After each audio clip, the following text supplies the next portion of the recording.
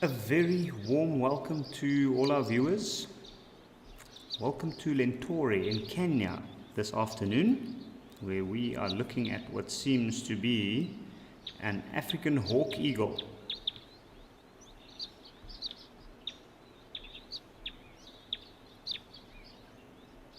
And the bird is standing with his feet right in the water, something quite unusual for these birds. In fact, I've never seen that myself, but I can certainly see that it looks like this bird is quite comfortable there, just checking everything flying around out. And what a beautiful, graceful bird. Now, if we look on the chest of this bird, we can see that there's quite a big bulge there. And it almost looks, so that's where the crop of the bird sits. And the crop is like a pre-digestion pocket where some of the food or excess food that the birds eat would sit before it goes through the rest of the digestive tract. And it looks like this bird has got quite a full crop, so it looks like it's had something to eat recently.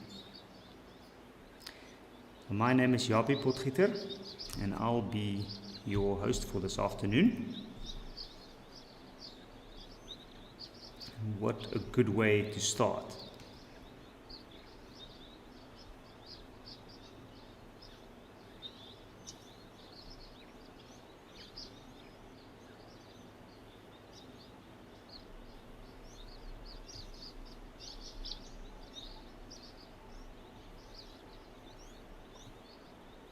Now I can see a bit of rufous near the legs, and I know with African hawk eagles it's often the younger birds that have the rufous color. When they're very young, their chest is a little bit rufous orange or rusty color, and I can also see on the bird's wings that there's still a few lighter brown and grey feathers in between the black. And that might also explain why this bird is so relaxed. I find often with the younger birds of prey, just before they're fully mature, they tend to be a little bit more relaxed, a little bit more, or behaving a little bit more oddly.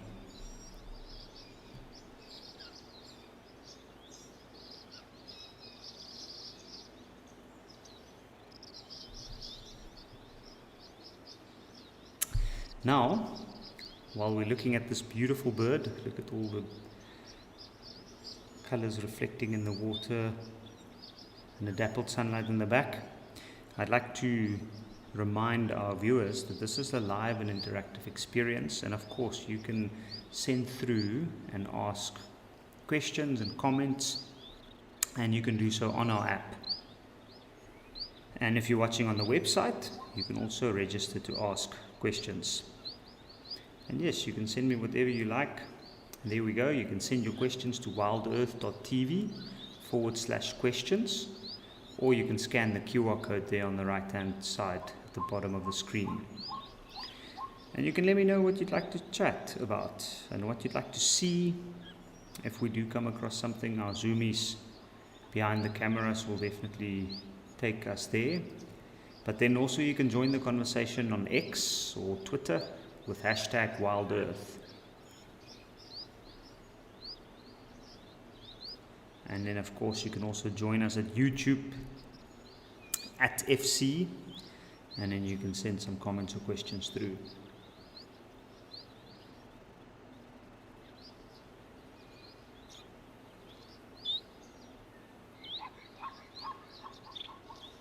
And it's quite interesting. Young birds of prey, like I was mentioning earlier, does have quite strange behavior patterns sometimes, but they do tend to admire their surroundings quite a lot. And getting to grips with their position within the ecosystem and within the food chain It's often quite an interesting experience for these birds. There we can see. Oof, that is beautiful. Not something you see too often.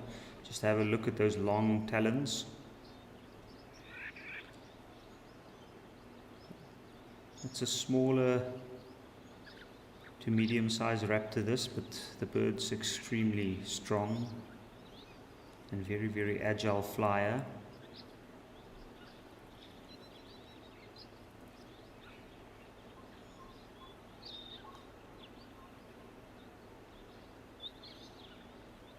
And then of course they've got this very, very striking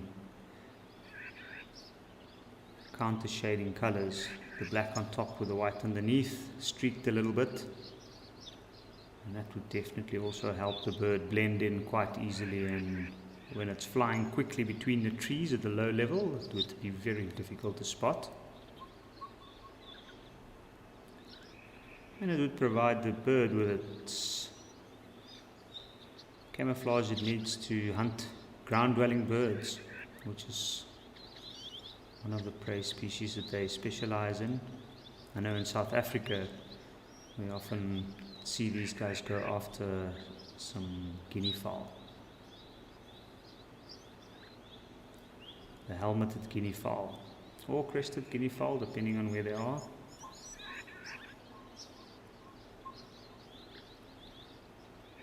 And they do so in pairs, which is incredible. Oh wow, there's an impala.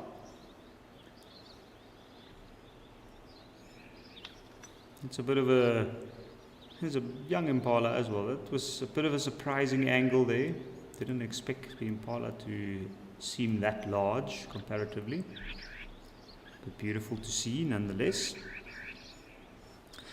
R. Lara Moore, you are asking if that's a full crop.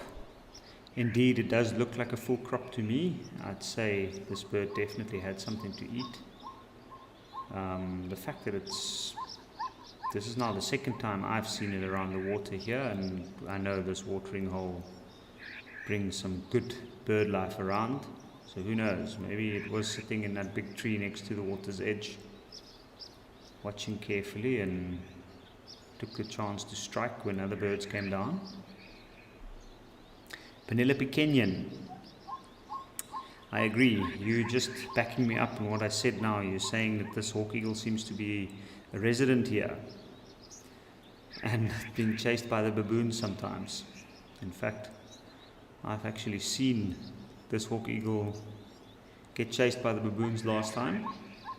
It was quite tolerant up until the point where the baboon very brazenly came right up to its perch.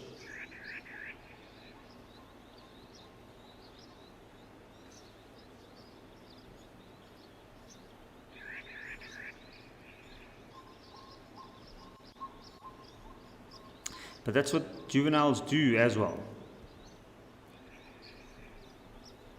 They do sometimes tend to hang around an area, especially when they're starting out their own part of their adult life, before they meet and establish a relationship with another one. Like I mentioned earlier, these birds often hunt in pairs. They do form a very strong bond, and you'll often find them in twos, male and female, female being slightly larger. And apparently the male is more of a stark contrast between the black and white. I guess that would be difficult to say for sure. But when they sit next to each other, you can clearly tell the difference in size if you pay attention.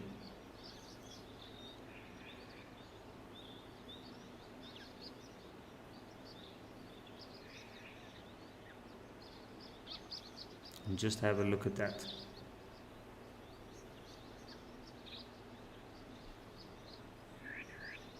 What an unbelievable sight. Some impala coming down, the ones that moved past the eagle in the background, having a drink of water.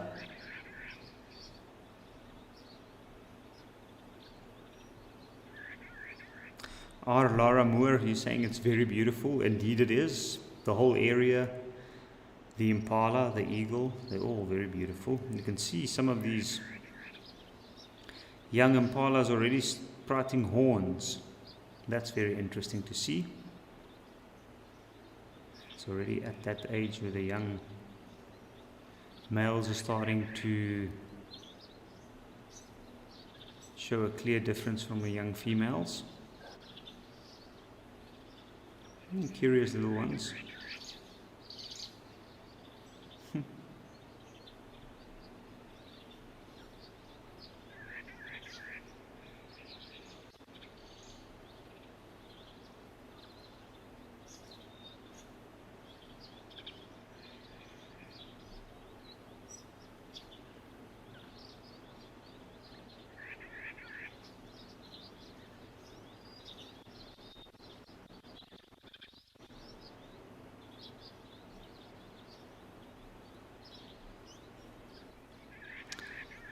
But it is interesting to see that these impalas are not pested by the baboon troop that hangs around here. Again, see there's a nice big male impala there in the background, and I can see it sprouting a magnificent pair of horns. Something that's quite interesting is that difference between the size of the male impala's horns in southern Africa versus eastern Africa. Those in eastern Africa have much bigger horns, much longer, wider. I'm not sure entirely why that would be.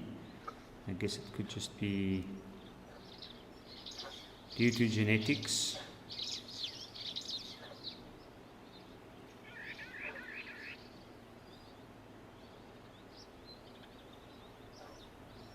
You can see it's there on the right hand side of the camera. It's just starting to move in, but what a magnificent specimen.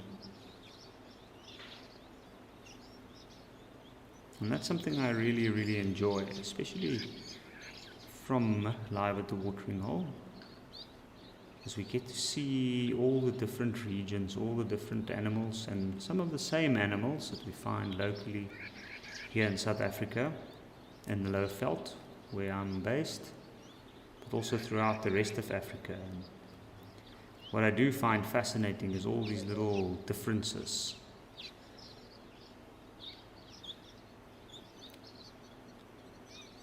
And very likely over time shaped due to the environmental impact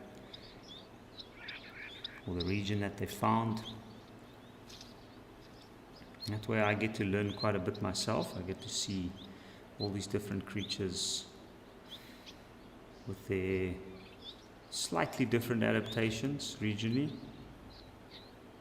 But that is spectacular to see.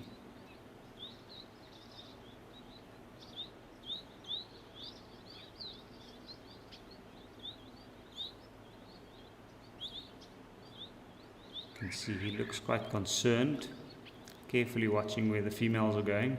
Look at that shiny coat of his. Indication he's been feeding very well in this area. He looks nice and strong. And even the younger males in this region would probably already start to get bothered by him if he's in an area or moving near the herd. Oh, and now for a bit of birding. Looks like there's a white-browed sparrow weaver that's just come down to the water's edge.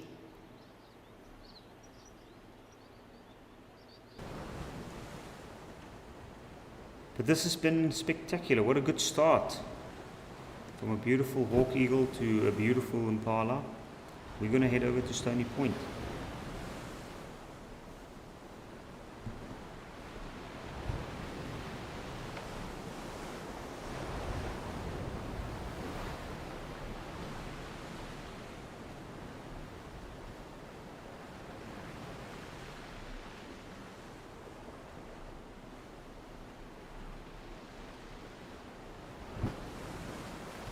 And here we have some cormorants. Diving in the shallows, you can see the waves are just coming up to the beach there. And have a look how very quickly they move. They're probably going after the small little fish that swim right on the beach breakers, just behind. You can see the rocks, all those dark spots under the water protruding there.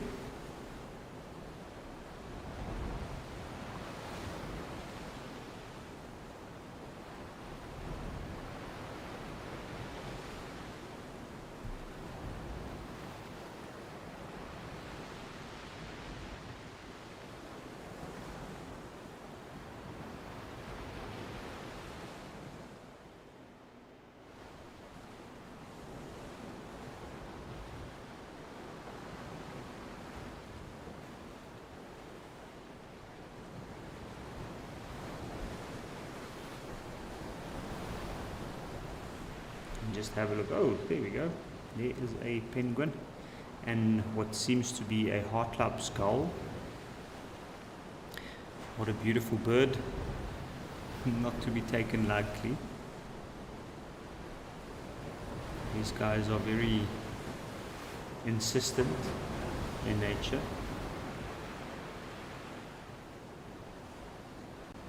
Very, very sharp little eyes, so you can see looks like there's quite a lot of stuff, like insects flying down there by the water's edge, and I'm pretty sure that these gulls are taking advantage of whatever comes out from the ocean as well as what's flying around. There we go. A penguin just slightly dozing off in the beautiful Cape Town sun. Or Western Cape sun rather, not quite Cape Town.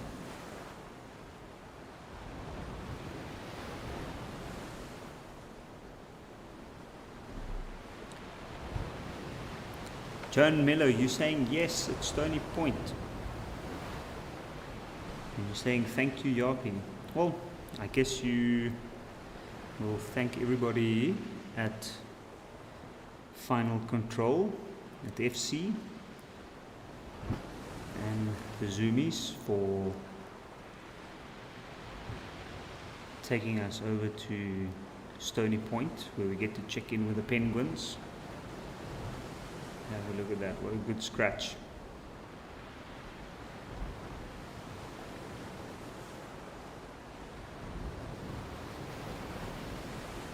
I know for any of us that's been fortunate enough to swim in the ocean, the salt water, as soon as you get out and you get out into the sun and you start to dry off, sometimes that remaining salt makes you itch quite a little bit. And I can imagine with birds like the penguin, even they sometimes might have a little itch.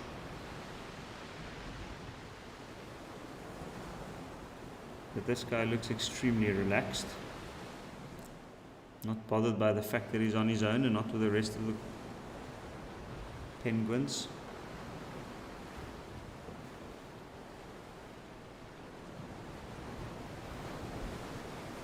There we go. A nice spot right on the rocks to doze off and dry out a little bit.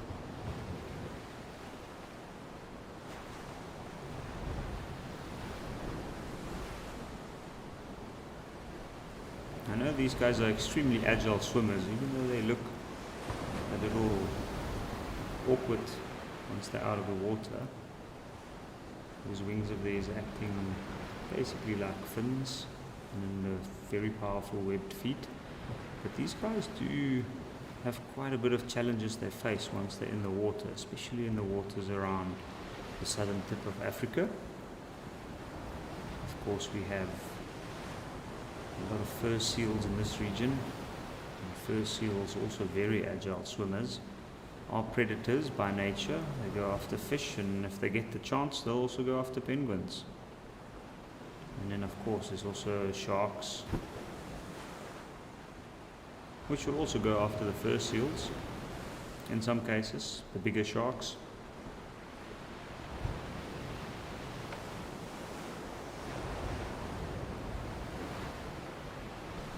What a beautiful bird indeed.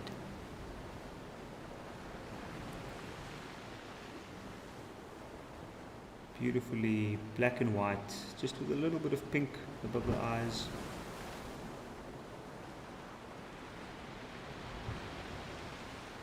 I'm certainly enjoying the South African summer at the beach here at Betty's Bay, at Stony Point. And let's see, there we have a couple of cormorants. We've also got another penguin out. Just have a look at that. What a beautiful, beautiful day. The ocean certainly looks extremely inviting. The cormorants out on their usual roost.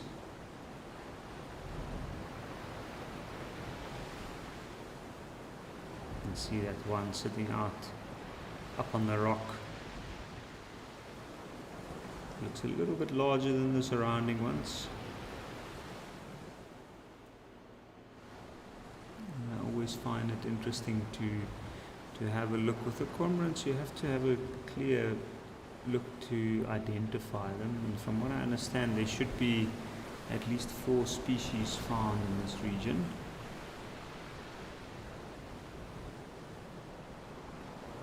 Of which the largest is the white-breasted cormorant.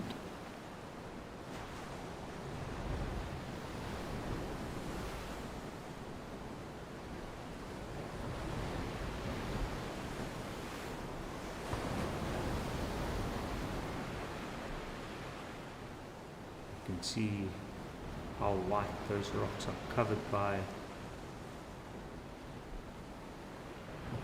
bird droppings.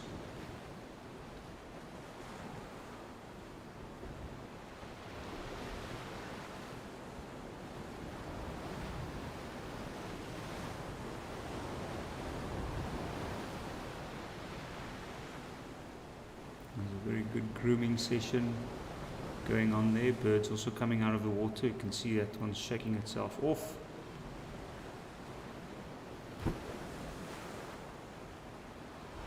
And drying out, standing with their wings open as to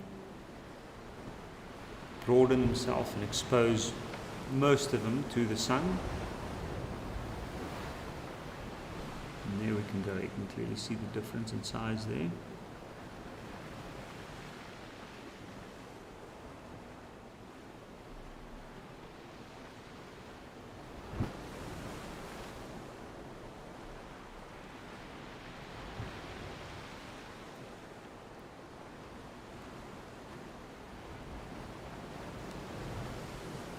Between the Cape Cormorant and the white-breasted. The white-breasted seems like it's almost falling asleep there as well, kind of like the penguins. Now who wouldn't? A beautiful day by the beach like this.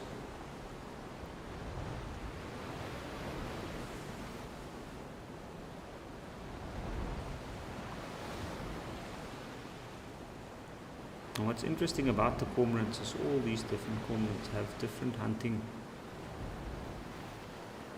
grounds, even though they share the same space.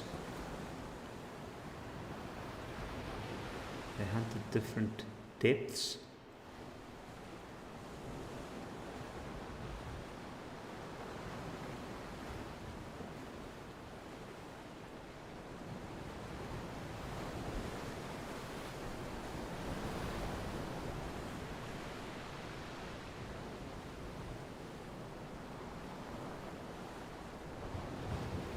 Here we go, there's all the rest of the penguins, right behind the rocky ridge out on the beach. What a good check-in here at Stony Point. It looks like a beautiful day, everything very, very relaxed. So I think we'll leave Stony Point for now and we're going to head over to Tau.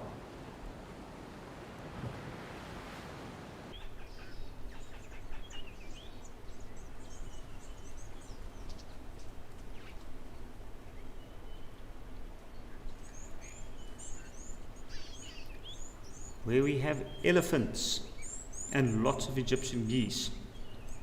1, 2, 3, 5, 6. 6 Egyptian geese, 3 elephants. And look at the color of these elephants. Looks like a very, very dark red-brown color. Very much reminiscent of the color of the rocks in the background. And how beautiful indeed to see these animals standing out against this bright, bright green environment.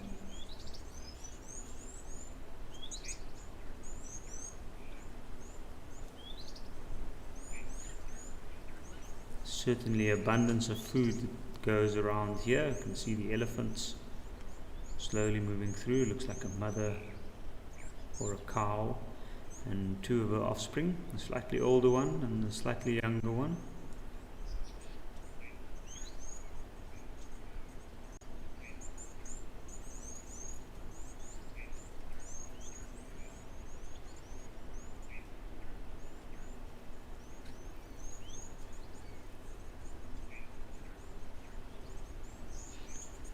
What a beautiful sight indeed. It looks a little overcast there. I know most of the northern part of South Africa is currently experiencing some rain, which is so good for the area. And it's interesting to see how all the different watering holes are filling up and how everything is changing.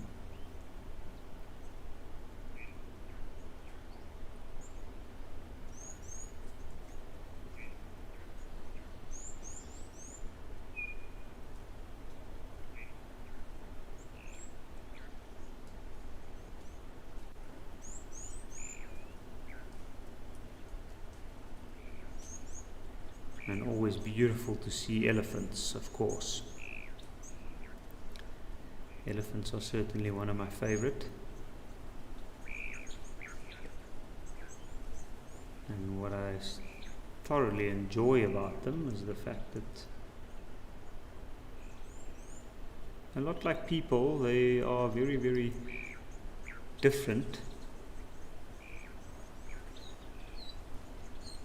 Different cultures in different areas.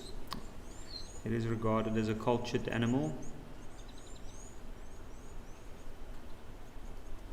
and a lot of their behavior is from a very, very early age learned through watching and observing others around them.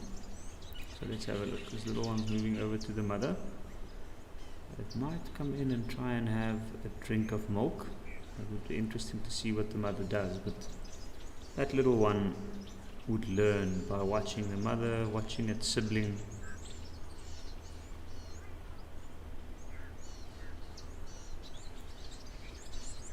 Oh, I can see it looks like it's just picking something out between the grass there, but very, very likely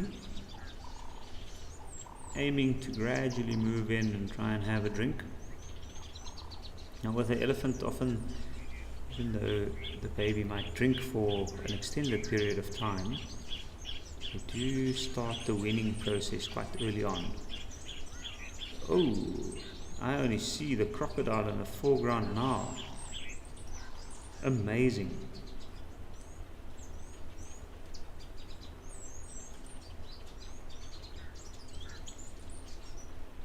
Just quietly creeping off down towards the water. Probably very aware of the fact that the elephants are moving ever so closer.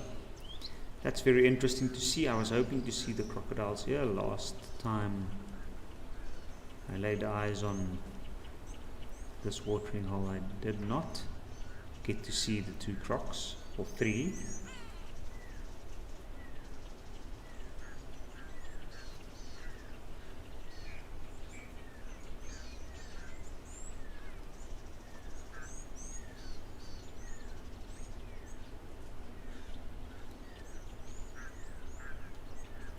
And it looks like the crocodiles just slipped straight into the water from there. just silently making his way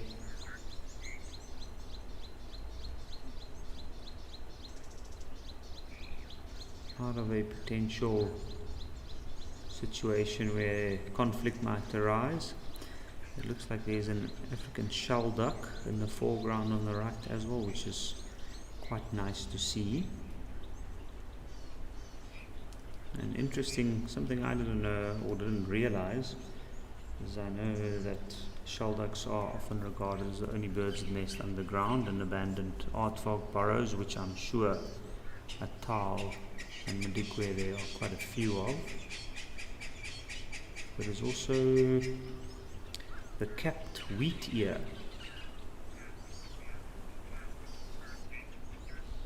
Another bird that nests down in rodent burrows. Quite an interesting little birding fact.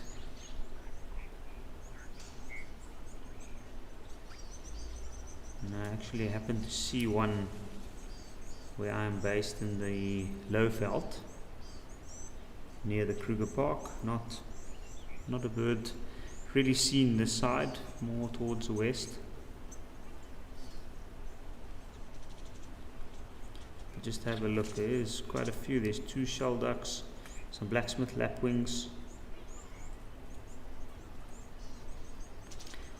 elephants. What a beautiful scene. Penelope Kenyon, you're saying that the crocodiles must be loving all the water. I'm sure they are.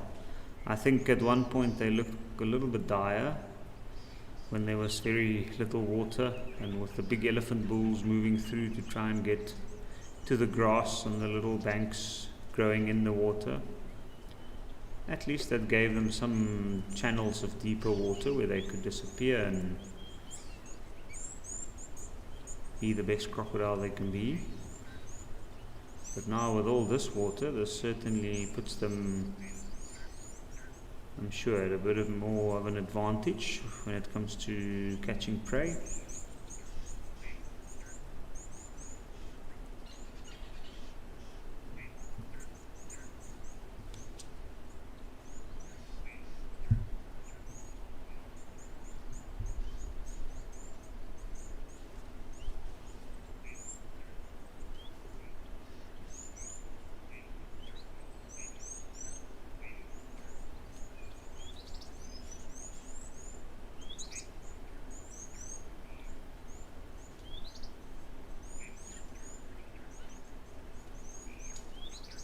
Just have a look at that. Lots of birds around. I'm pretty sure they're picking off a number of new sproutlings amongst the grass and the ground cover at this stage of the game. I'm sure there's also quite a bit of insects moving in and around under that newly grown ground cover. Little beetles. After the rains, often you have quite a bit of worms coming up to the surface.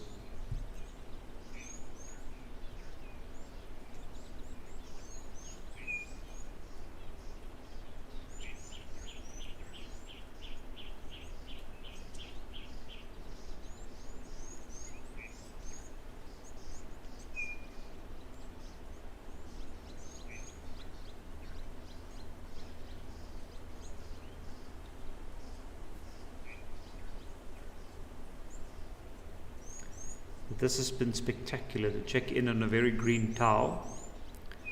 And talking about a green towel and lots of birds, let's head over to Vic Falls and see what's happening there today.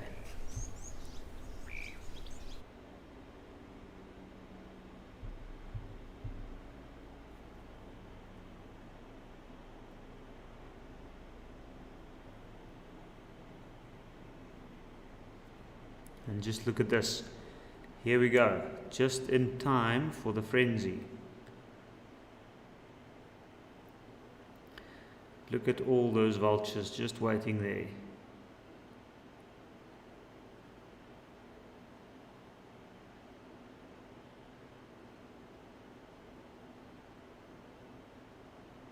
I wonder how many vultures vultures must be here. I'm pretty sure there must be close to 100 vultures here.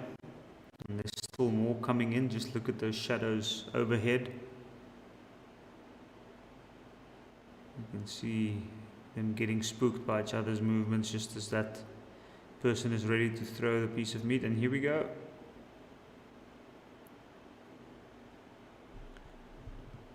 And the incoming. What a sight to see.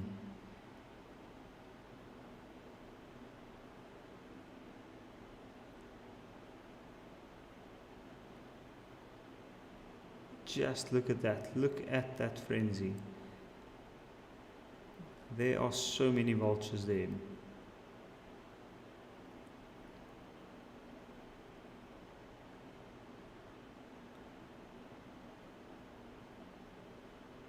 If it wasn't for the other ones flying in, one wouldn't actually be able to make out that they're all vultures. It's just such a busy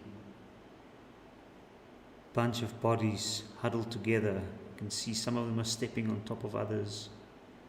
They're grabbing every now and again. There's a bunch of them holding onto one piece. Look at the marabous on the outskirts, trying to pick up and steal whatever scraps they can get.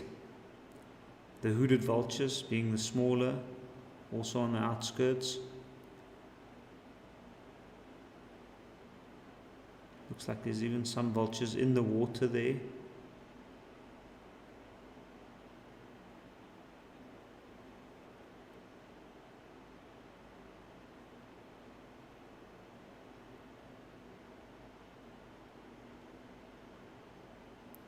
It's a bit of a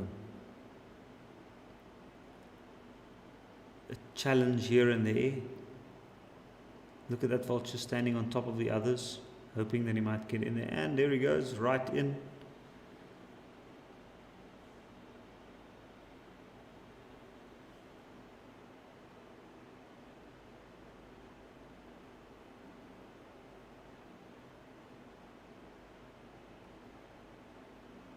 You can see the vultures right in the middle seem so squeezed and pressed up against each other. Every now and again there's just one escaping the frenzy and kind of running over the others to get to the outskirts.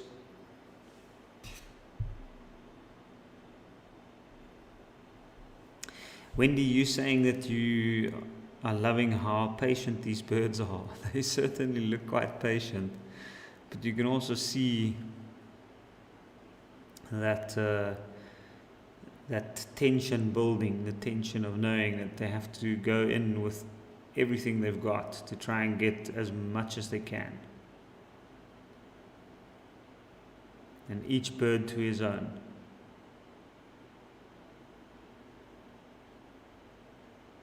The calm before the storm.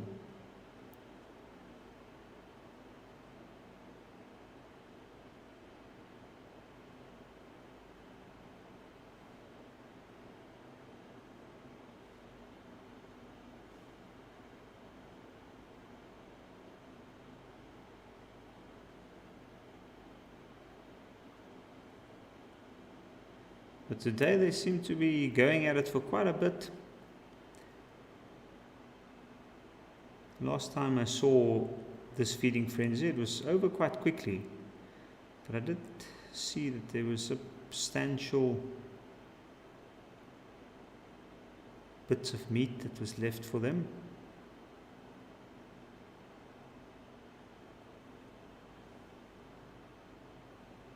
Okay, now some of them are taking off.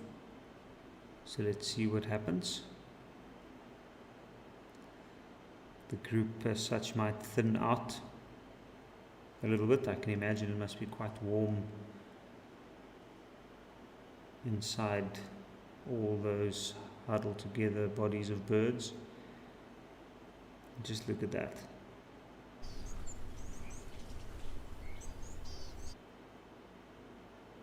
Can't imagine it's a very easy takeoff for all these large birds from that small open space.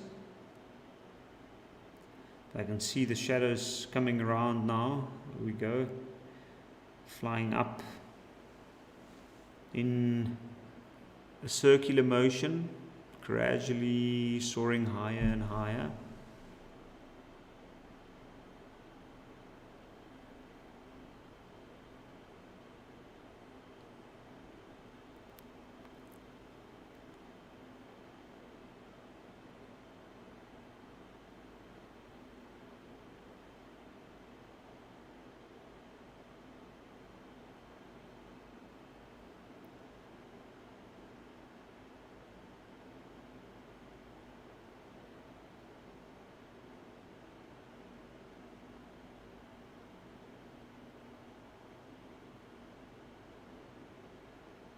What a sight.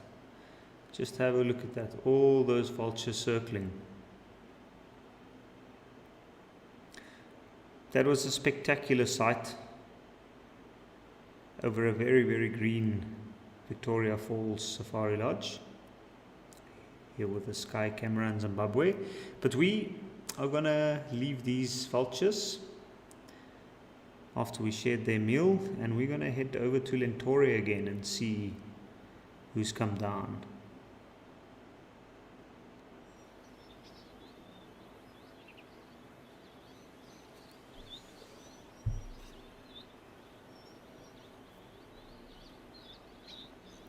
Aha, some firefinches. Very, very beautiful. Looks like some red-billed firefinches. Now, I know that there is a firefinch found in this region called a black-bellied firefinch.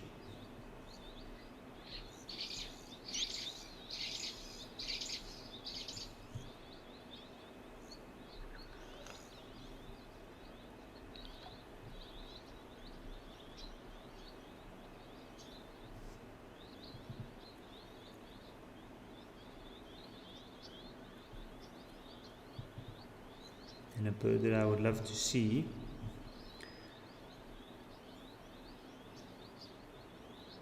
But I can't tell you that I would necessarily know that I'm looking at one, even if I am. These ones look like red-billed firefinches to me from where I'm sitting. And have a look at how they've come to bathe themselves on the water's edge here.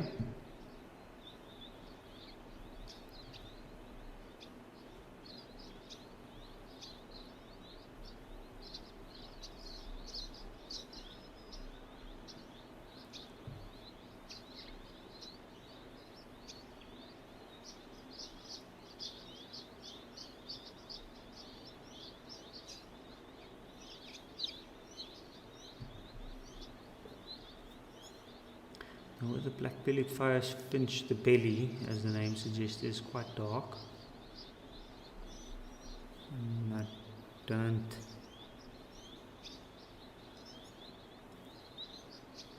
necessarily see it with these ones.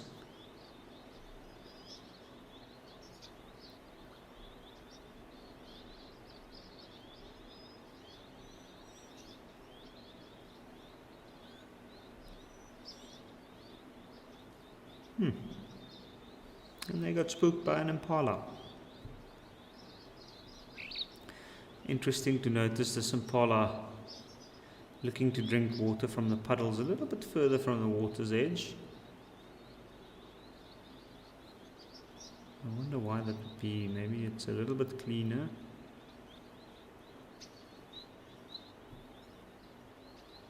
I'm sure this impala comes to drink here. Oh no, I see now that it's actually eating.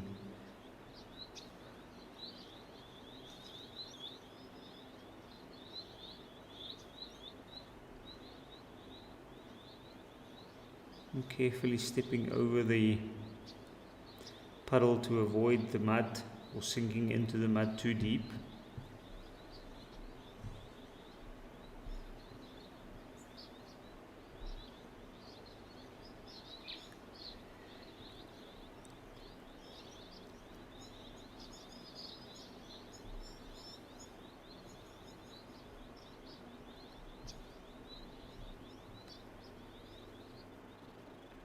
And ever so nervous as they are. That might also be another reason for drinking from that puddle. If there's one available that's 100% crocodile free, I'd rather go with that. I guess.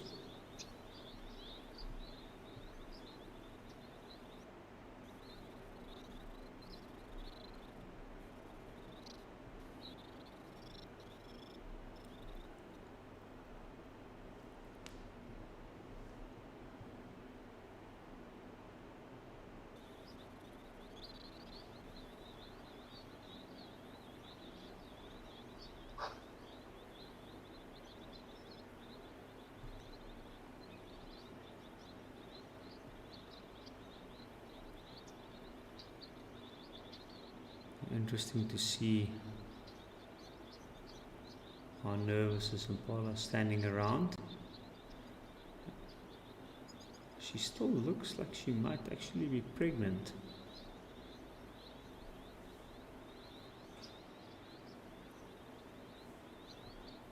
Maybe she's just had a very, very sufficient diet in this region recently.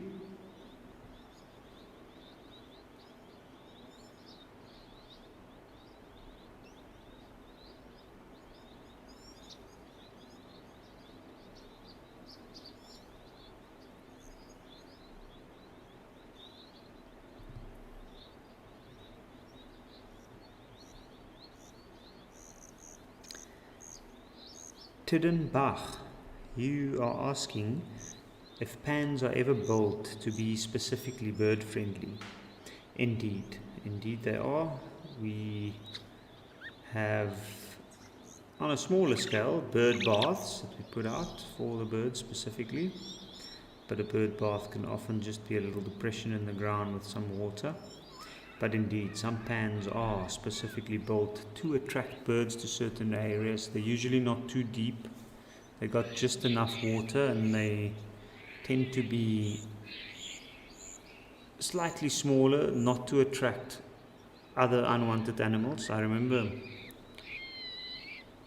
we had a bird bath, quite a large one, outside the one residence where I used to work, and for the first few months we had amazing bird viewing, and then after a while a hyena moved in on the hot days, and that was quite an interesting thing to watch, because after that the birds hesitated to come to that little bird bath, and we eventually had to get rid of the water, clean it, and then re-put water into it, and that's only when we started seeing birds come back to it.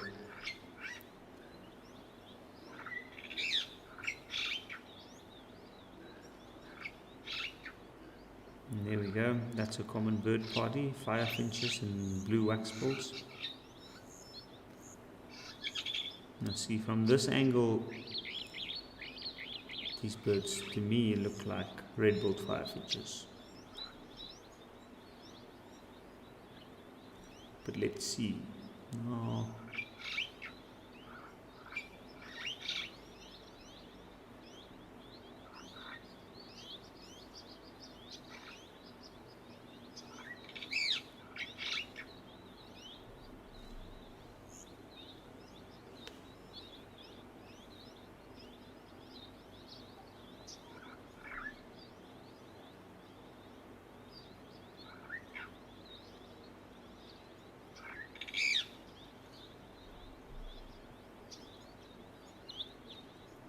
I don't see the black belly.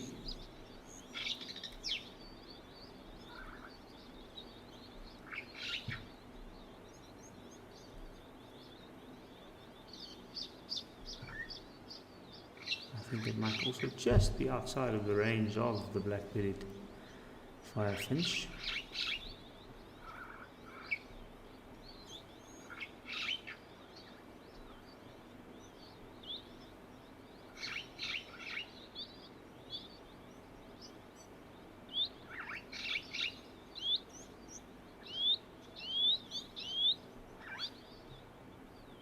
But just have a look at that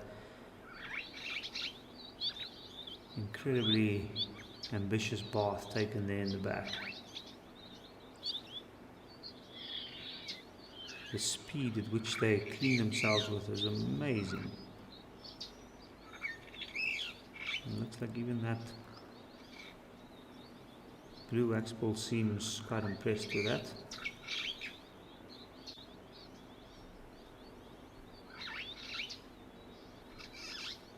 What do we have here? Looks like a younger white-browed sparrow weaver.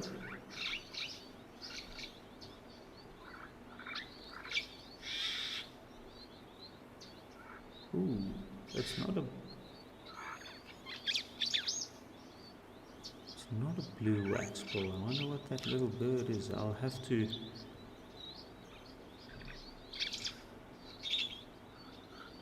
have a look.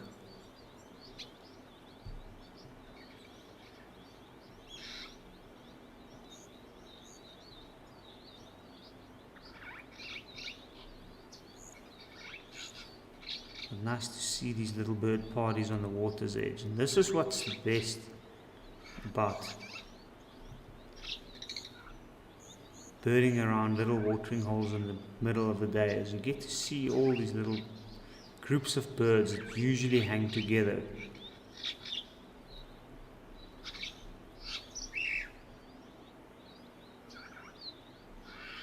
And there we can see those are red-billed firefinches indeed. A nice decent sized group here, the red bills, brown underparts.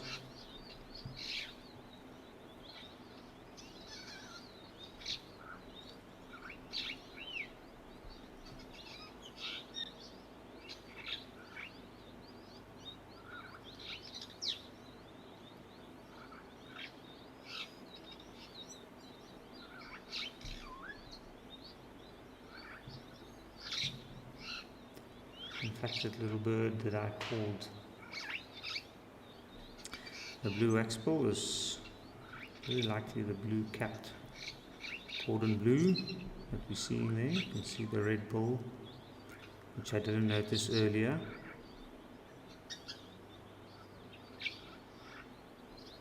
Judging from that one's blue-headed, it's a male.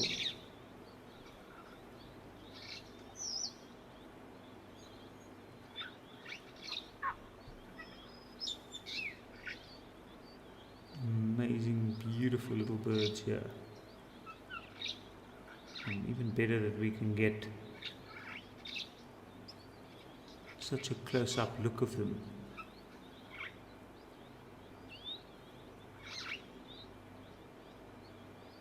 I can see there's quite a bit of seed pods that's dropped there.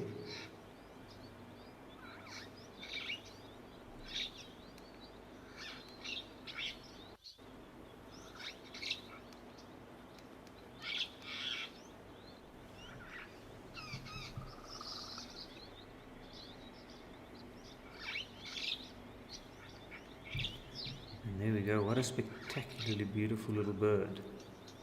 Completely blue head, red bill. Looks like it's got a blue mask. There's the female there in the background. It's got a browner back of the head.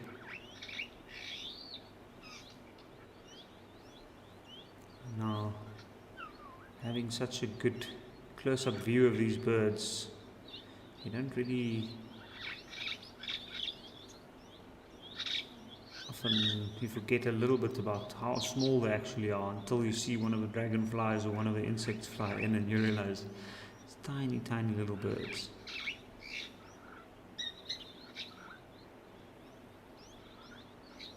Compared to that ground cover there in the back.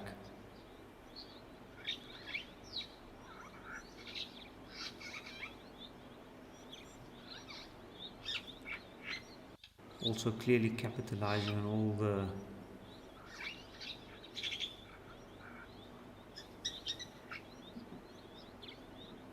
available food and seeds and even small little insects around the water's edge.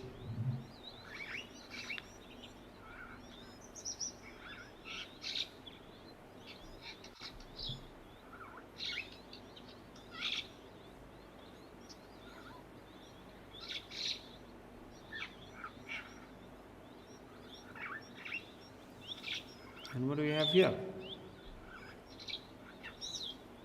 Looks like an emerald spotted wood dove.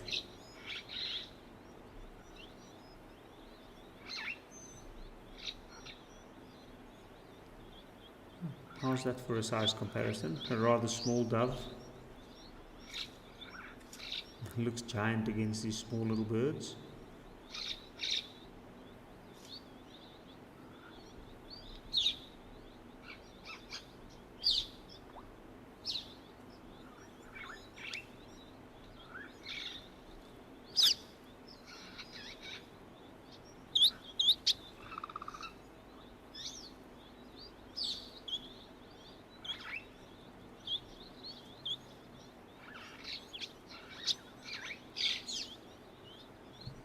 Quite busy here in this little corner.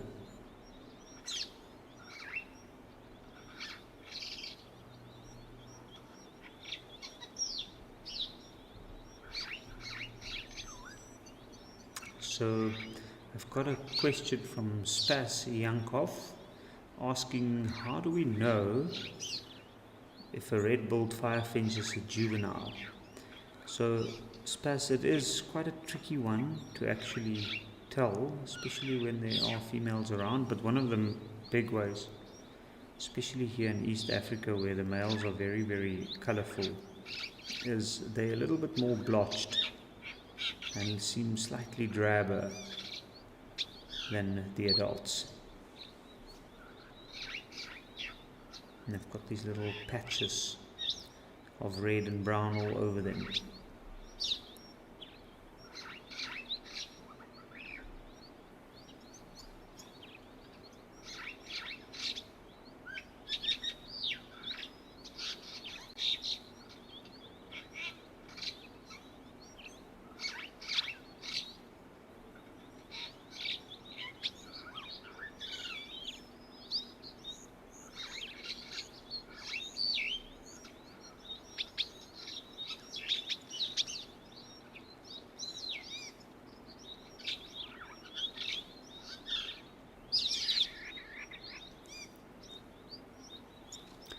And now we've got quite a number of birds here. That was beautiful to see. There's cordon blues, but there's a few little birds here.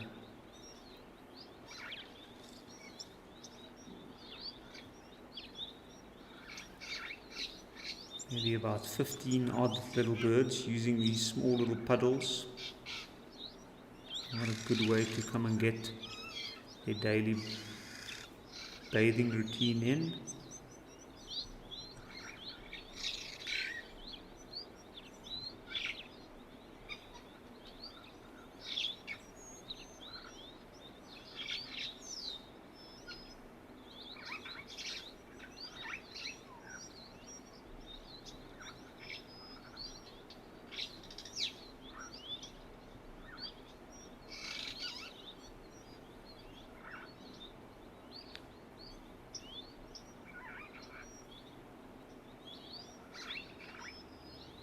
Just look at them,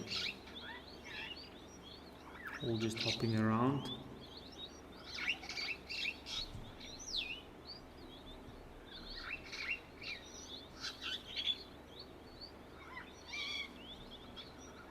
Extremely busy little creatures. Very, very energetic, of course. Also got a very, very quick, well-functioning metabolism, and therefore these little birds do need to eat regularly, but also cool down. Oh, something might be coming, although there's still one little bird there. Maybe the others just got spooked by the movements of the other birds that started flying off.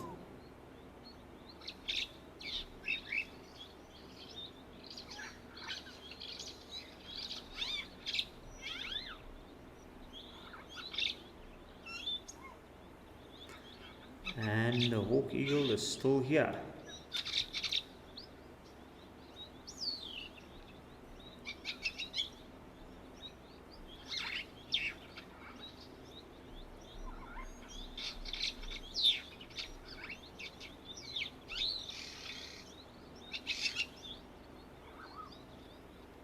sitting very, very still, just the head moving basically.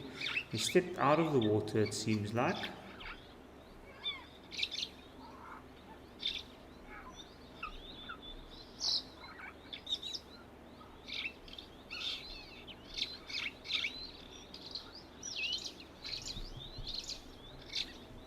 But still carefully inspecting his surroundings. Always making sure not just of potential prey, but also whatever else might be moving. Obviously, for a bird of prey, once it's on the ground, it's also fair game for any other predators that might go after our feathered friends.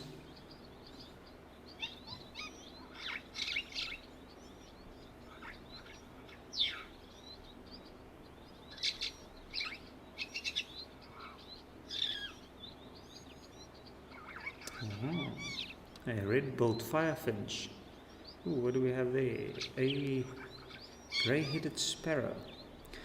Now, what I want to make sure about here is whether this is a northern or a southern grey-headed sparrow.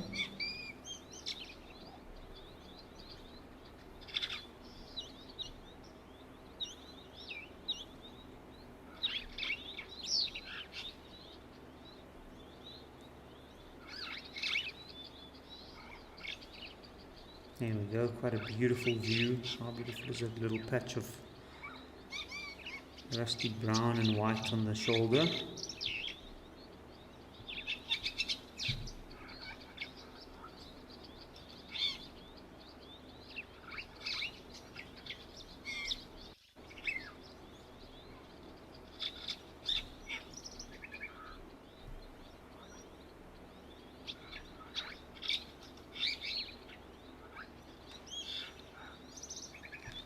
You can see a bit of a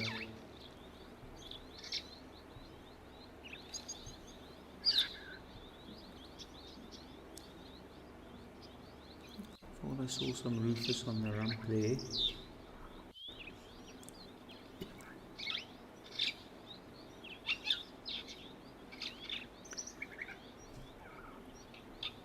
And this is also quite interesting because it could also be a Swahili sparrow.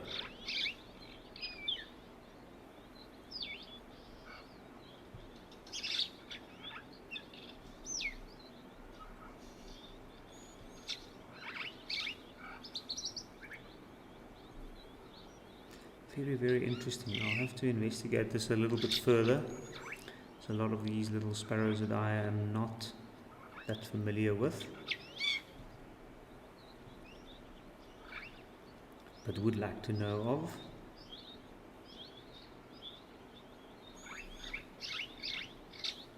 Sandy Franklin, you're saying good morning, wild earthlings, and it's 25 degrees and snow there by you. I'm taking that would be 25 degrees Fahrenheit, not Celsius. And I have to say, after the last few very hot days that we've experienced here, I wouldn't mind one day in the snow, to be honest. But then again, that's me speaking from being very inexperienced with snowy weather. I can imagine it must be extremely cold. And in Animal Lover, you are asking why the other birds are not alarming at the eagle. That's a very good question. I do not know. Maybe I think this eagle's just made his presence known to the point where the birds don't mind it anymore. It's out in the open, it's not trying to hide, and it's exposed itself quite clearly.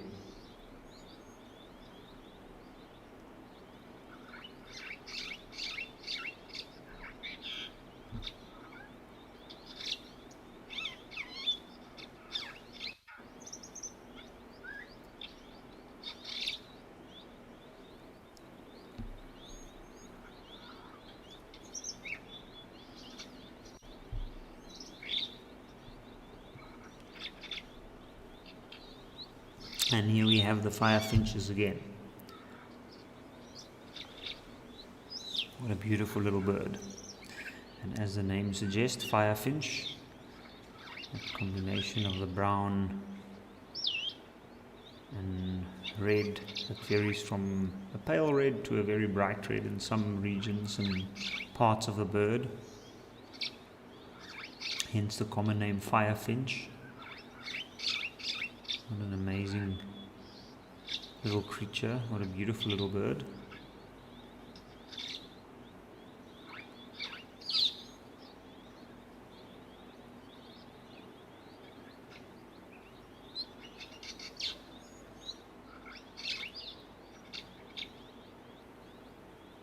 Another firefinch found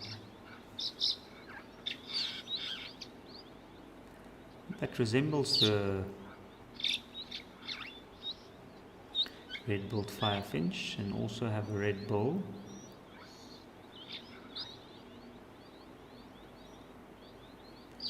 Is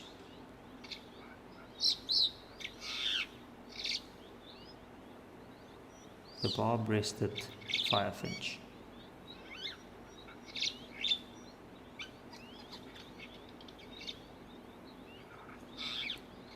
It's also not quite in range, from what I understand.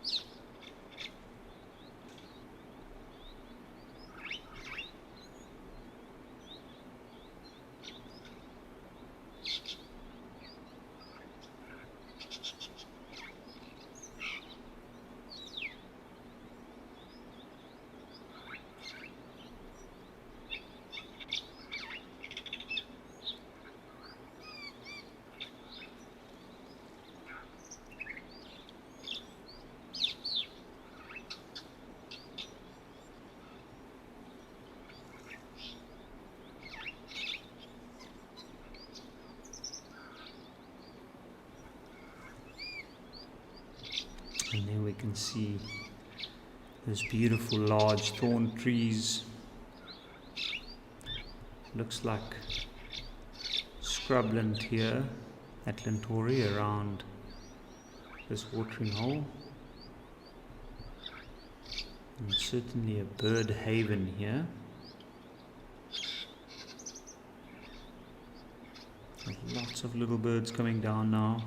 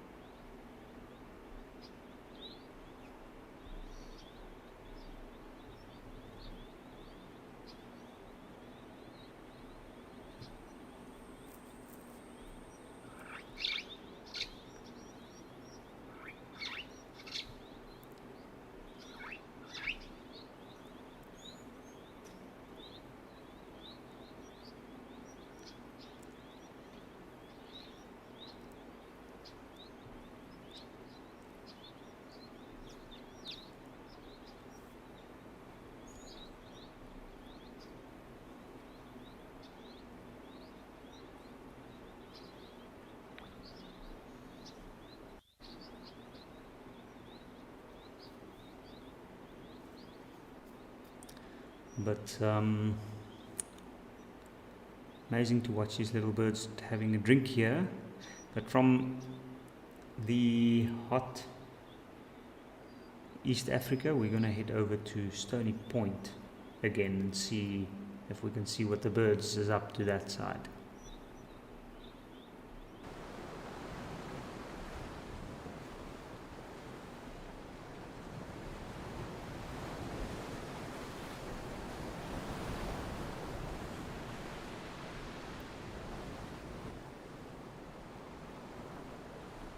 And here we got a penguin.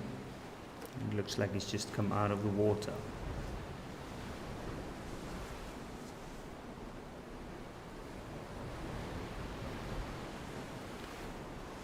Some cormorants.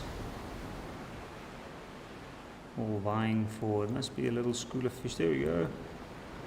The one's got a little fish. Amazing, what a meal. You can see they frenzying over. Oh, there we go. We can see all the fish quite clearly in the water there.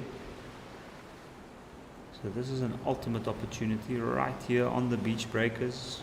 A little bit of debris that gets kicked up by the breaking of the waves creates just the right amount of murkiness for these birds to capitalize on. That's incredible to watch.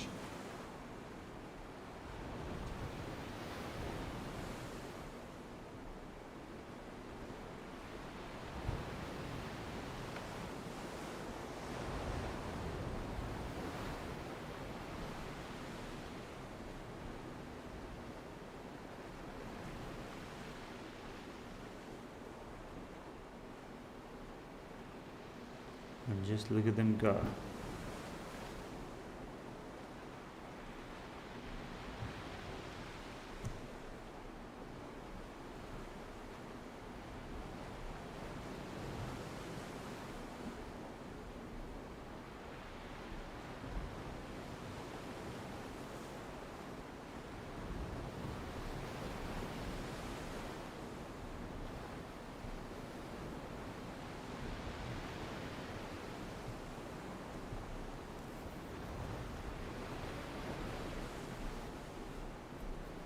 See how that one just, when they're under the water, they move, they go very, very quickly. And they're almost waiting just to dart down and grab a fish nearby, but sometimes they lock in and you can see them going a little bit further. And there's also a little bit of theft creeping in here and there, stealing another's prize.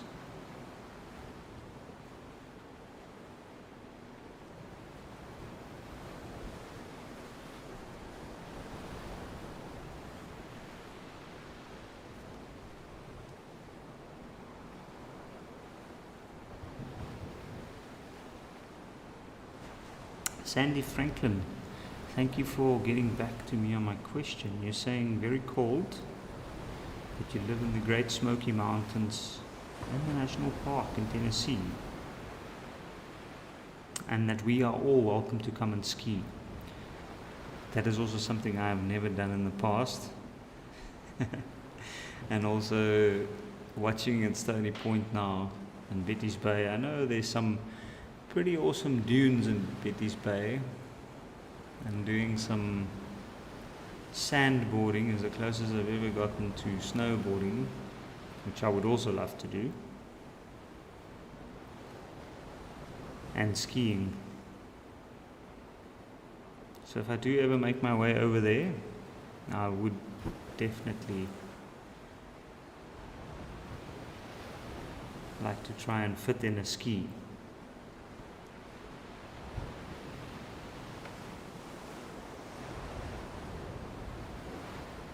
And Spazzy Yankov, you're saying it's amazing how that penguin made its way up onto the rocks. That is quite a feat. They look very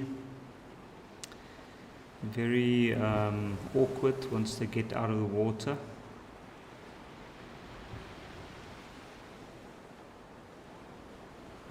But once they're out, they can climb, and they do go. Watching them go into the water from some very hazardous cliffs on the edge of a rock face, jumping into the waves, can be quite entertaining. And then you're asking if I've ever seen an interaction between a penguin and a cormorant before. I haven't actually, not that I can think of.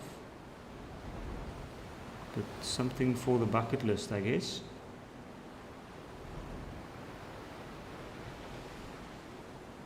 And then Spaz, you're also asking if cormorants are kleptoparasitic and if they could steal fish from penguins. That is the correct term. You are right.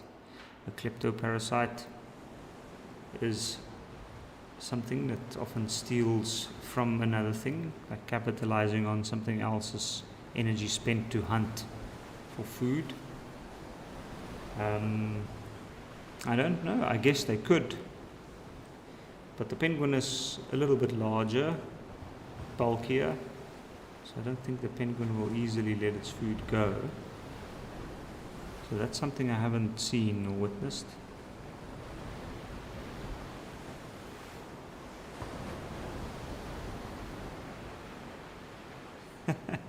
That cormorant just washed out on the beach there.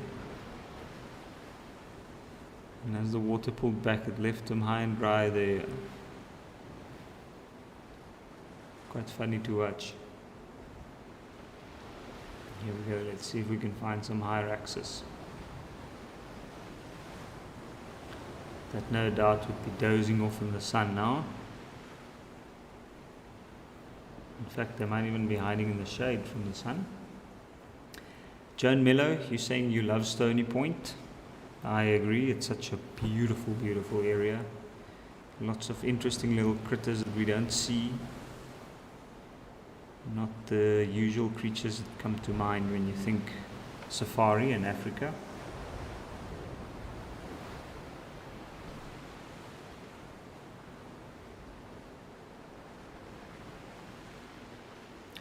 Spasiankov, you're also asking which is the better fish catcher, the penguin or the cormorant, the Cape cormorant? That is a very good question. I know they both can swim very, very well, very quickly. The cormorant doesn't necessarily go as deep, but they can go quite a bit. The penguin often stays under the water for a little bit longer and chase their fish down, usually go after larger fish.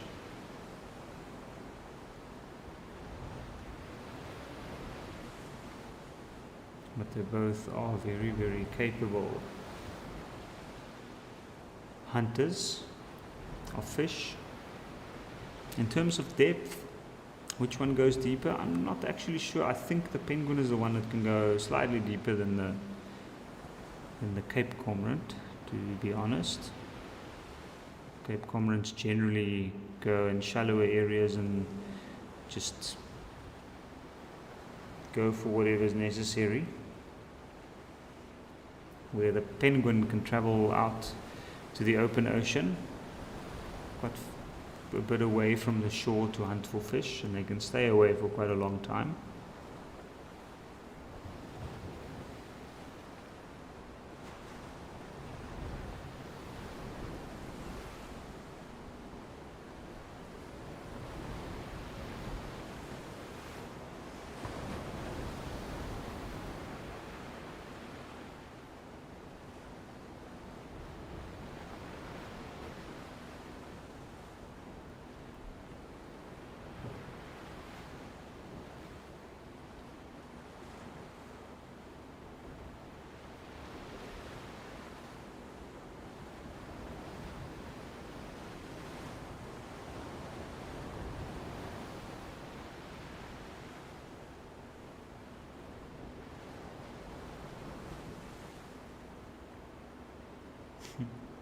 And just have a look at them standing out on the beach, watching the fish swim in the shallow water there.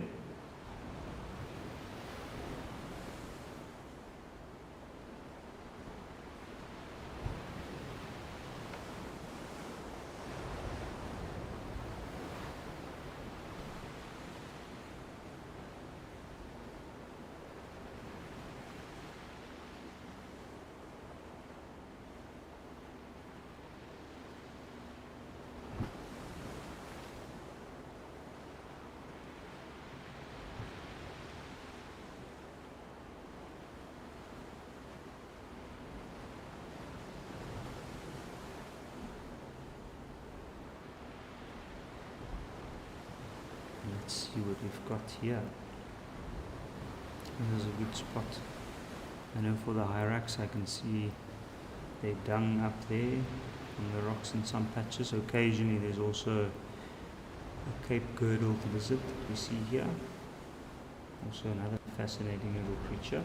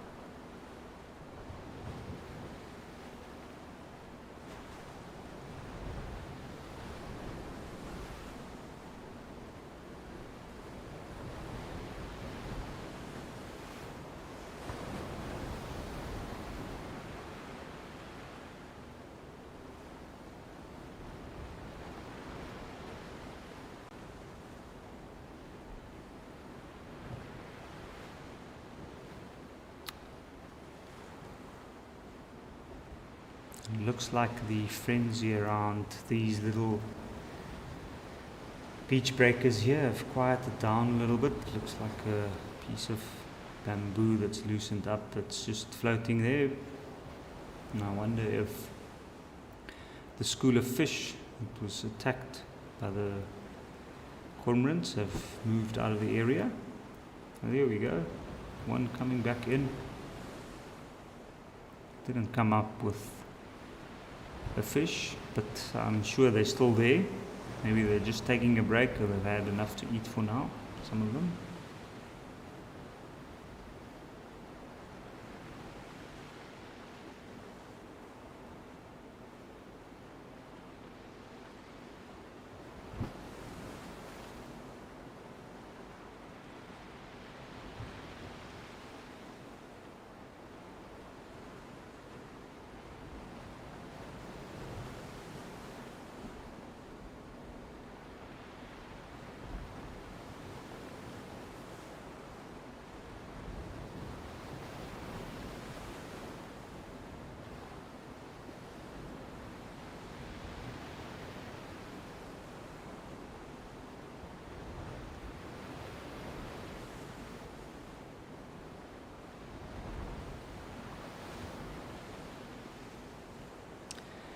From watching the cormorants and penguins here on the shores of British Bay, I think we're going to head to the South African Lowveld, to the Sabi Sands, where we can have a look at some antelope.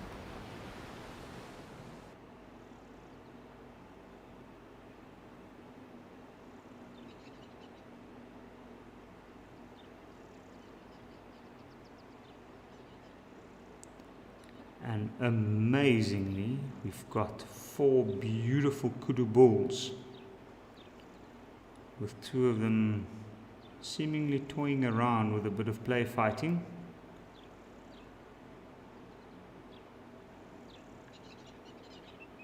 One on the right seems a little bit younger.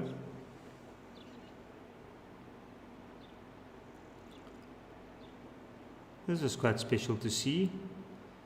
Not always that we get to see kudus this brazen out in the middle of the day.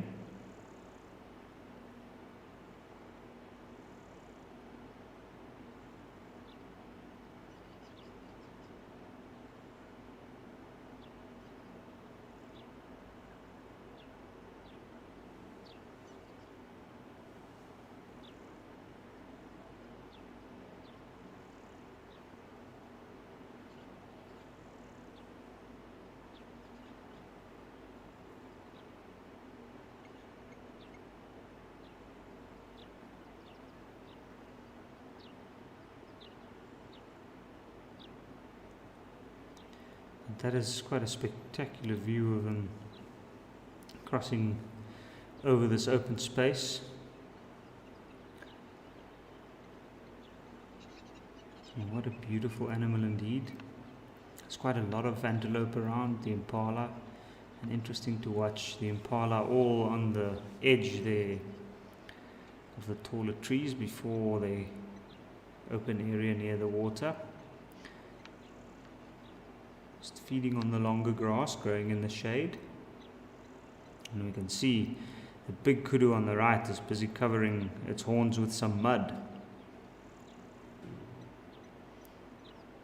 adding some adornments there. And in theory, that should make him look a little bit more impressive to the ladies.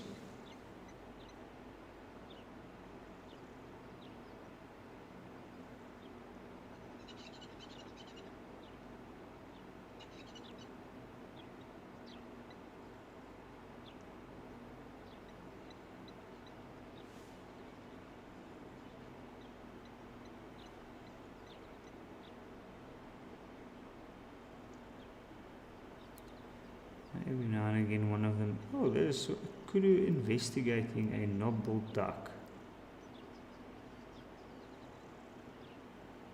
Can't say that's something I've often seen, if ever. Looks like the younger one out of the group, so probably a little bit of curiosity involved there.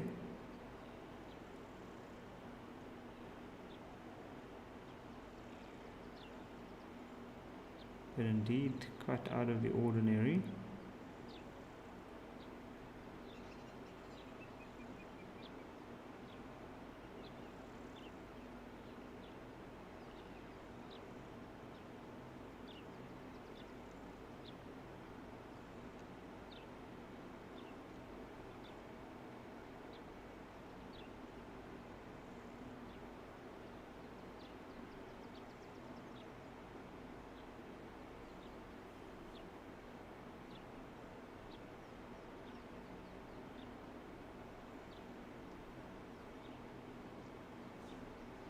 Now he's moving away up into the thicker bush where normally you'd see the kudu, but they've clearly come down for whatever's growing here on the water's edge. Looks like the shrubbier ground coverage that they're feeding on.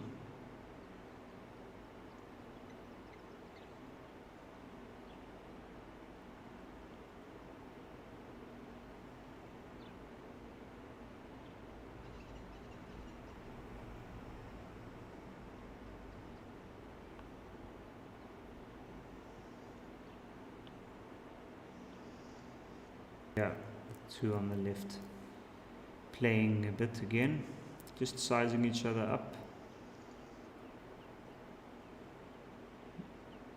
A big part of these all-male groups is also to act kind of as a learning school for the younger ones. It's essentially a place where they can kind of stretch their legs, get to find themselves a little better. They establish rank that way from an earlier age to try and avoid conflict, of course, but it's also to practice a little bit for in case one day they will have to use their horns. You can see having quite large twisting horns like the kudu does, it's quite a precarious thing, and they could potentially easily hurt each other. In fact, they could even get stuck, and that's happened before.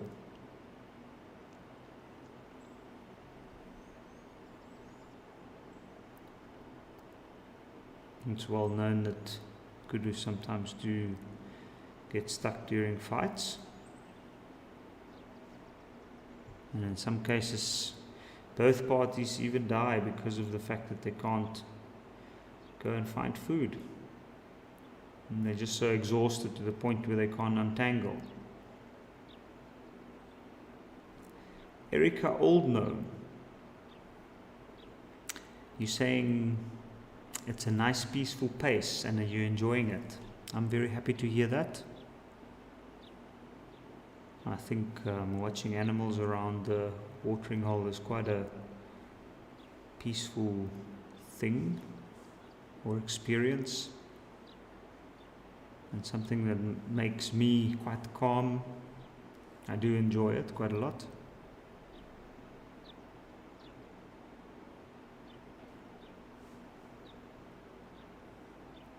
Animal lover, you asking why the kudus are so shy. That's a good question. I think the size that they are quite a sought after prey species across the board. It's a decent reward for the amount of energy put in to take one down. Not quite as difficult to catch, say, as a buffalo, for instance, but it doesn't make them easy. But they are quite desirable to, say, young male lions moving on their own, or lions, pride of lions. It's a decent reward. But also their habitat preference, their food preference. They like to feed off shrubs and browse, hence they move in denser areas. So everything about the animals adapted to move unseen in the thicker bush very large ears to pick up on minute sounds, the grey color to just blend in.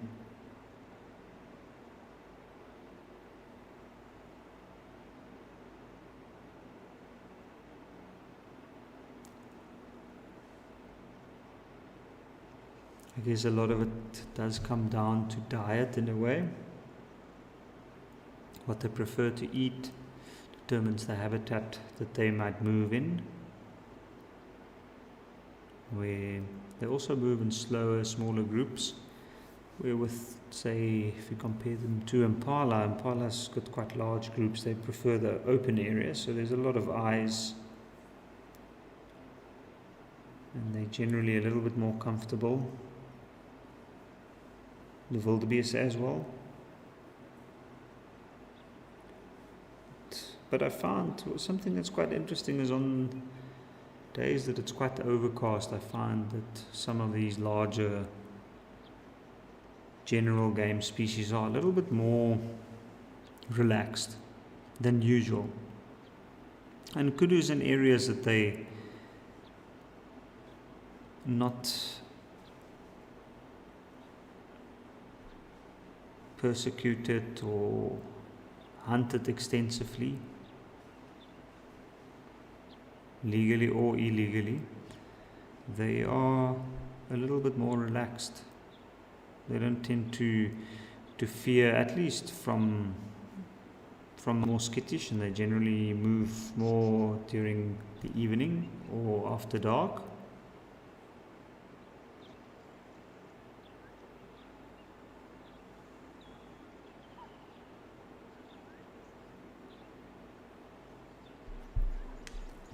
So Spasiankov, you are saying it's nice to see some kudu and impalas at Djuma, and that they always make your day. I'm very happy to hear that. I also enjoy the antelope, especially the kudu. The kudu is quite a special antelope, also being the emblem of the South African national parks.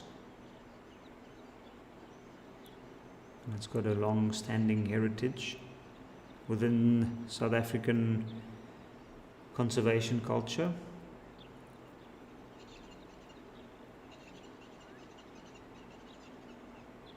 Very, very impressive, majestic antelope. And I guess because of their nature that they quite skittish, or sometimes can be quite tough to see. That's why they kind of fascinate the imagination.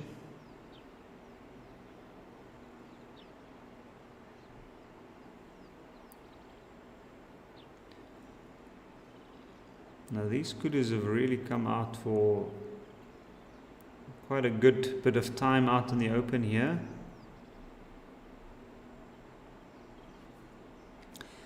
Animal lover, you are asking what is the fastest antelope? That is a very, very good question. Out here in Africa, there's quite so there is a lot. I think it's difficult to say which one is exactly the fastest, but I think, if I'm not mistaken, in Africa one of the top contenders is the topi.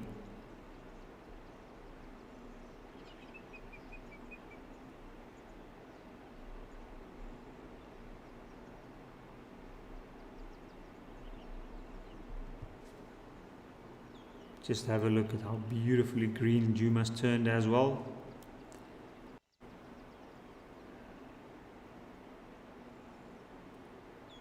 Beautiful, beautiful. Lots of water around.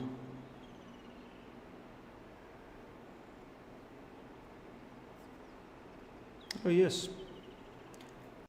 How can I forget about that? Of course, the springbok. The springbok is a very, very quick antelope as well.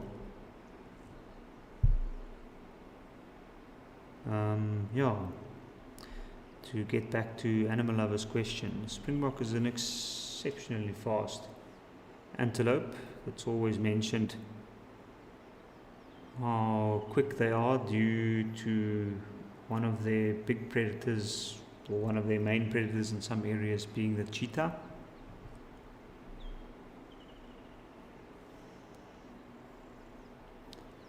So yes, not too sure what they've been clocked at, but I know it might be beyond 80 kilometers an hour or something like that.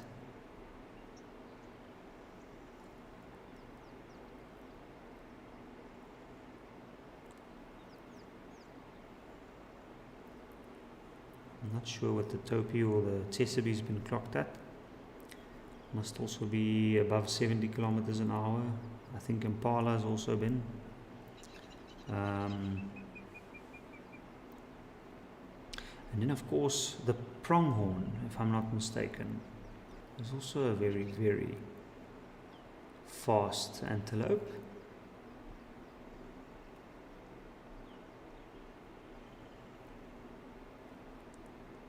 In fact, they might be right up there.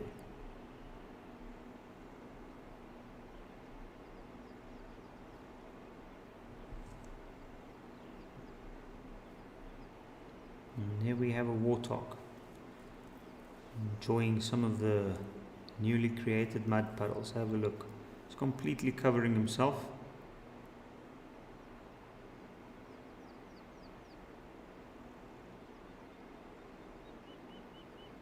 That looks so good.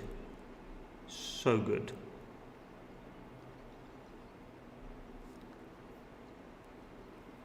Nice big male warthog. He must be in heaven. All this greenery to eat. Mud.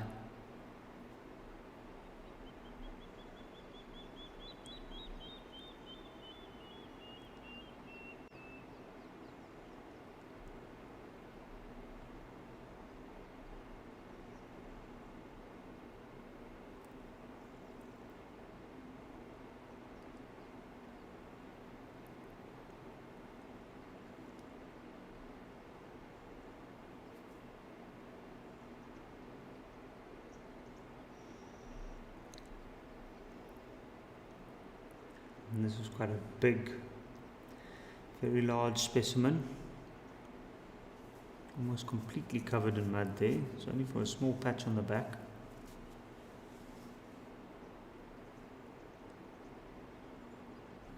But what I find fascinating is how relaxed the animals are here. Maybe because of this large open space, they feel confident in their ability to be able to pick up on anything approaching, especially in the Sabi Sands where there's a very high density of large predators. But then again, also a seasoned warthog like this guy is probably not an easy catch.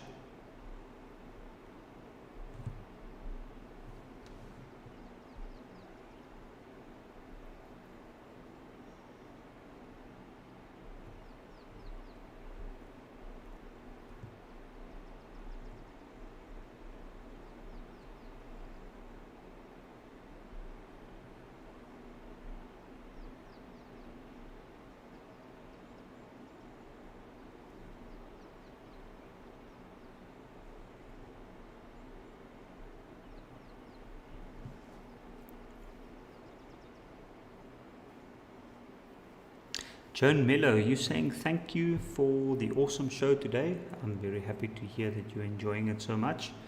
It is quite a relaxed show, but there is some very interesting behavior going on. And in general, what I am seeing is just the effect of interesting weather conditions in all the different habitats, like here in the South African low veld and in the bushveld it's very overcast, and we're hoping for some rain later today and over the next few days, and how the animals are so thankful for this, I want to say, moment of relief or respite from the excessive heat we've been experiencing.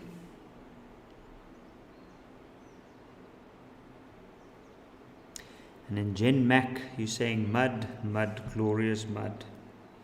That's indeed what comes to mind whenever I see a warthog like that. You can see this guy's still so covered in mud. He didn't even get a chance to rub himself off on one of the nearby scratching posts, and he might still do that. There we go. This is quite interesting. There, I think that's what he's doing there.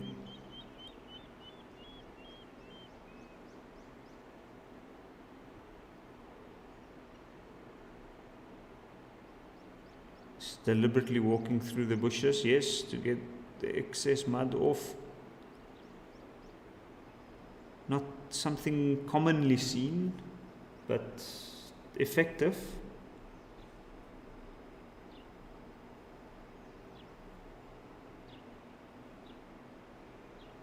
Just kind of walked over that little shrub as well. Sandy Franklin, you're saying he looks prehistoric. Indeed he does. He looks very, very prehistoric.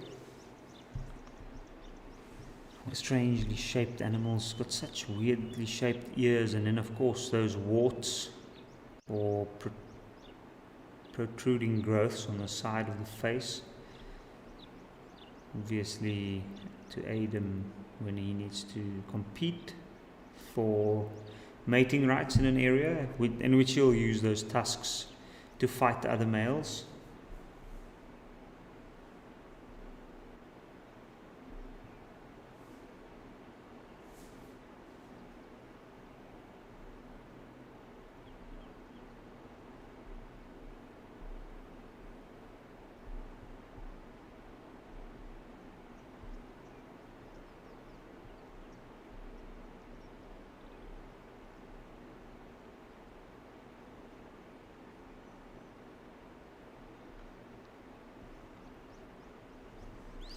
That is a big, big male warthog. You can see how quickly they can move if they need to. And just have a look, there is some interesting other antelope that's come down to the water's edge. These two kudus are still going at it. There's a lot happening here. This is a good afternoon here at the watering hole at Juma. Lots of impala around. The impalas moved out into the open. Looks like there are 4 of the kudus going at it. Very, very interesting. I thought I saw Nyala in the background.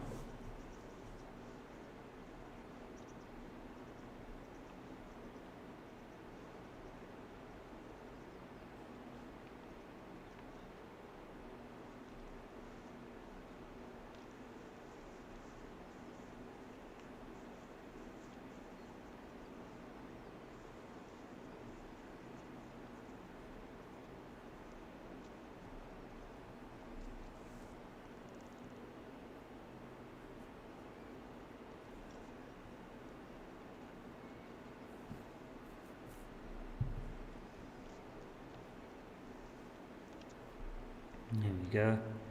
He's found a good spot to rub his chin. Of course.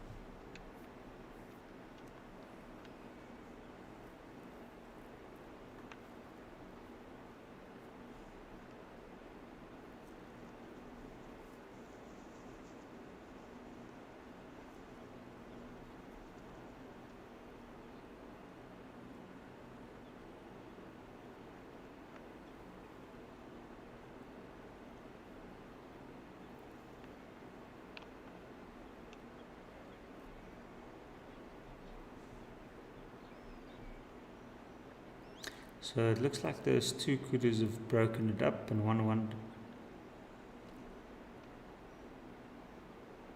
Looks like that one kudu's wandered over to the other two that's still at it, but the other two have called it quits.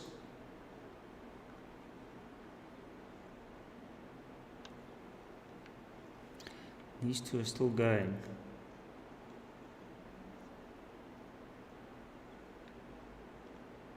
And it's become a little bit more intense. But it looks like the one facing us, the one at the back, it's got a slightly thicker neck, a little bit stockier. Also got larger horns than this one facing us with its rear end. So I think it's just a bit of a sizing up that's happening here.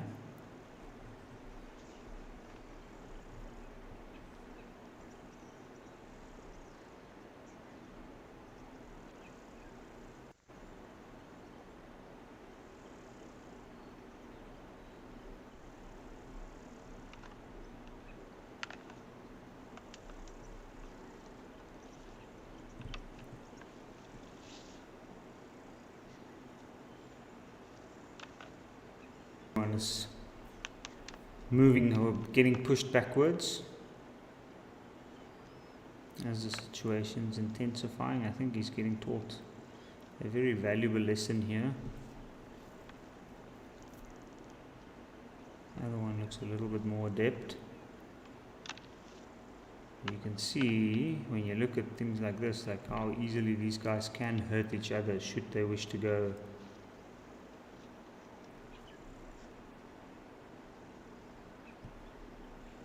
At it seriously.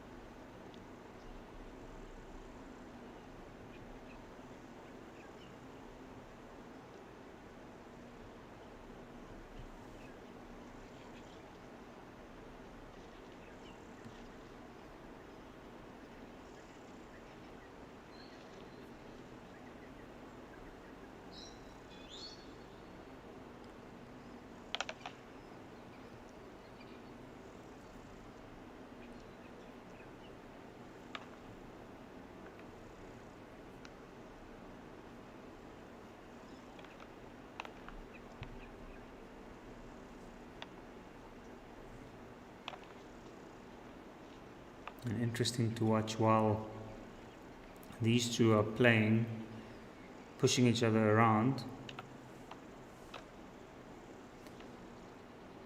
And that one was just adorning his horns with mud. I find it interesting how the animals do pay attention to each other. So have a look at this one coming in. It's almost whenever there's a gap opening up, he's trying to step into the fight. And then of course gets pushed off to the side.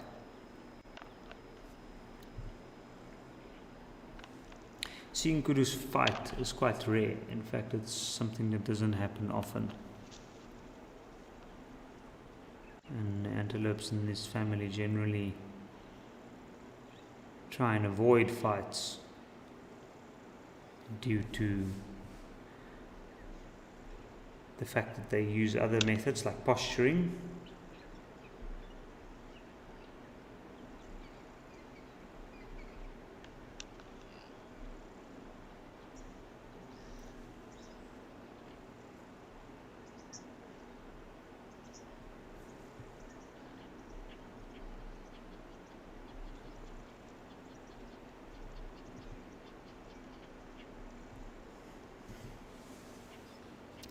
But this is very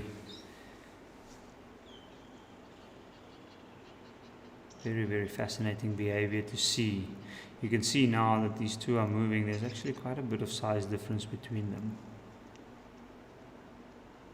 That one there over to the right is much larger. And he's even going after the other one, which seems a little bit hesitant. Maybe the adrenaline's been pumping a little bit after that play fight.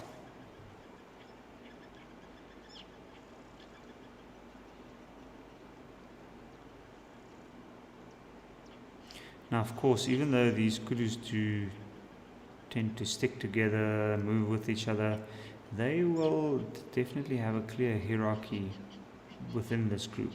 This one coming in now seems like a very large kudu to me. But when you see these two feeding off to the right, bending down, you can see the one on the far right's got a very thick, much darker neck than the one to the left. And that's why I think if that had to be a serious fight, I'd think it would have very likely gone to the one on the right. But kudus try to avoid serious fights due to the fact that they have the ability to hurt each other. So they find other ways to try and avoid that, but still establish who's the bigger and the stronger, and with that they use lots of display patterns.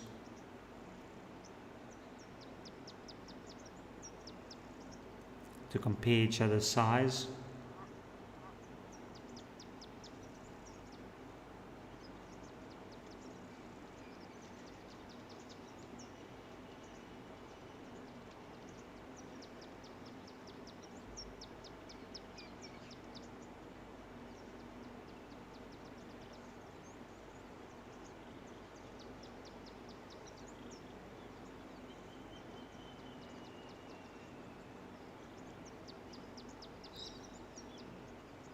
Now that was a spectacular show. I do like kudu when you do get to see them out in the open.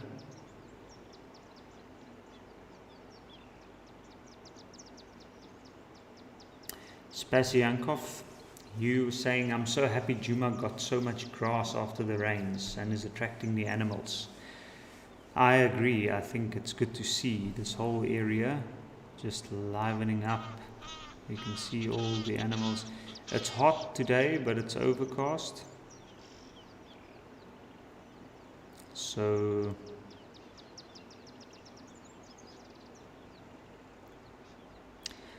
they are out in the open.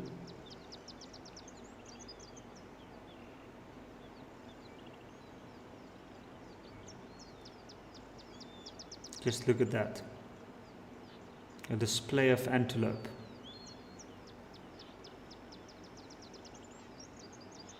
Impala, Nyala and Kudu. Nyala and Kudu belonging to a similar family of antelopes, the larger spiraled horned antelopes.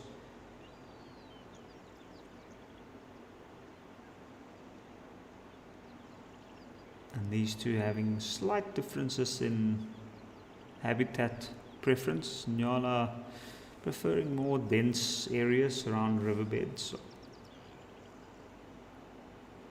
Often found in areas where there's a little bit more water.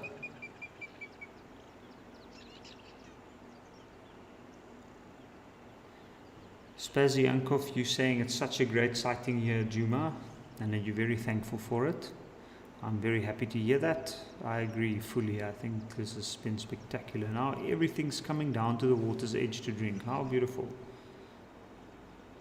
4 different species. I thought I saw some baboon there on the right moving off.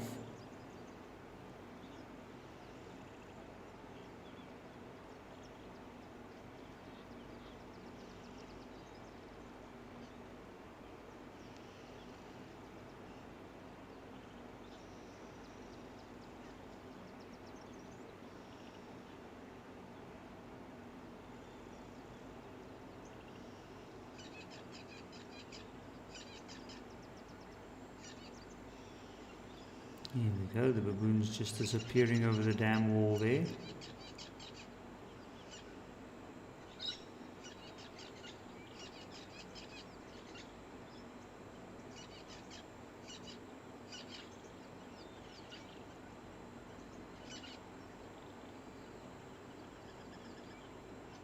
Into what seems to be a very, very green, dry riverbed. Oh, there we go. Baboon up in the tree. You can see them just hiding there in the shade. Oh. That's some interesting behavior. Probably very thankful for the shade.